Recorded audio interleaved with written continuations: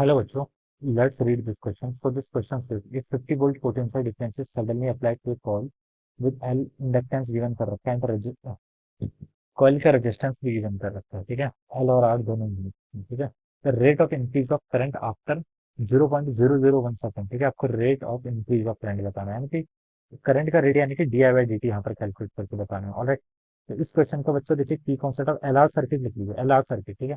क्योंकि जो इंडक्टर है देखिए उसका रेजिस्टेंस भी है, ठीक है। तो एल आर सर्किट लिख सकते हैं या फिर increase of current in L R circuit कुछ भी लिख सकते हैं, ठीक है। तो देखिए बच्चों ये ऐसी सिचुएशन है जैसे आपके पास एक इंडक्टर है, ठीक है।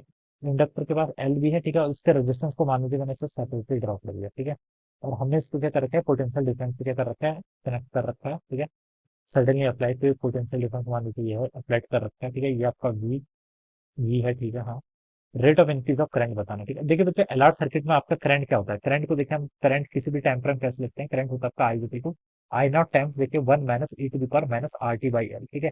ये स्टैंडर्ड फॉर्मूला बिल्कुल ये आपको याद भी होना चाहिए, ठीक है। करंट देखिए आपका क्या करेगा, इस तरीके से क्या करेगा, आपका rate of increase of current का फॉर्मूला आपका यूज आता है, ठीक है। आई नॉट क्या होता है, आई नॉट होता है आपका मैक्सिमम वैल्यू अप्लाई करंट या फिर स्टेडी स्टेट का बोलते हैं इसको, करंट बोलते हैं, ठीक है। ये आपकी क्या हो जाएगी, स्टेडी स्टेट करंट, ये आपकी maximum value of the current हो जाएगी, ठीक है।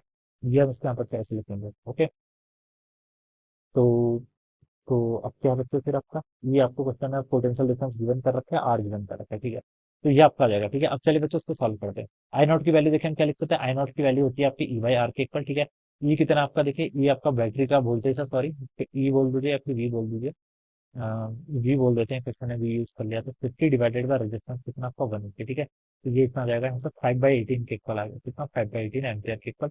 ये तो आपकी maximum value of the current आ गई, ठीक है। आपको यहाँ पर rate of increase of current बताना है, तो आप देखिए D I by D T basically calculate करना है, ठीक है। तो क्या होगा, आई नॉट तो कांस्टेंट है तो इसको आप बाहर लिख लीजिए, और क्या बचेगा आपका D by D T time के रिस्पेक्ट में डिफरेंशिएशन करना है इस टर्म का, ठीक है। Minus R T by L के इक्वल, ठीक है।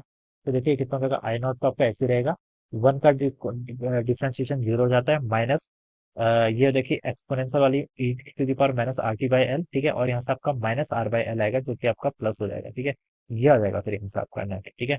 इसको आप क्या लिख सकते हैं, यहाँ से I not into R divided by L into E to the power आपका minus R T by L, ठीक है। ये आपका फॉर्मूला रहेगा, दिस इज डी एबिलिटी यानी कि rate of increase of current आएगा, ठीक है। आई नॉट की वैल्यू देखिए बच्चों कितनी आपकी 5/18 के इक्वल है, ठीक है। आर क्या है, रेजिस्टेंस, रेजिस्टेंस आपको 180 ओम्स के इक्वल गिवन कर रखा है, डिवाइडेड बाय एल का इंडक्टेंस जिसकी वैल्यू है 5 into 10 to the power -3 henry के इक्वल, ठीक है। E to the power minus R T by L, R कितना आपका 180 ओम्स इंटू टी, टाइम क्या दे रखा है आपको 0.001 यानी कि 1 into 10 to the power -3 second कर लीजिए, डिवाइडेड बाय एल क्या है, इंडक्टेंस जिसकी value 5 into 10 to the power -3 के इक्वल क्वेश्चन में गिवन है, ओके। दिया जाएगा। अब बच्चों देखिए यहाँ से इसको सॉल्व करोगे तो आपका यहाँ 10 बच जाएगा, ठीक है। 5 से ये कैंसिल कर दो, तो 10 और 10 to the power -3 ऊपर जाएगा तो प्लस हो जाएगा, तो 10 to the power 4 हो जाना चाहिए ऊपर, into E to the power देखिए यहाँ पर कितना होगा, 10 to the power -3 से -3 कैंसिल कर लो, 5 से 8 36 का हो जाएगा, ठीक है। ई टू दी पावर आपका -36 हो जाएगा, ठीक है। ये आपका आएगा rate of increase of current कितना आ रहा है, 10 to the power 4 into exponential में ई टू दी पावर -36 करंट का रेट है, तो एम्पियर पर सेकंड क्या है उसकी यूनिट होगी। तो this should be the answer, ये इसका आंसर होना चाहिए। देखिए डी ऑप्शन पे गिवन क्या होगा, तो ये क्या होगा, हाँ डी ऑप्शन, बी नहीं होगा डी होगा, ठीक है। तो this will be the correct answer of this question. तो I hope you all understood this concept, all the best.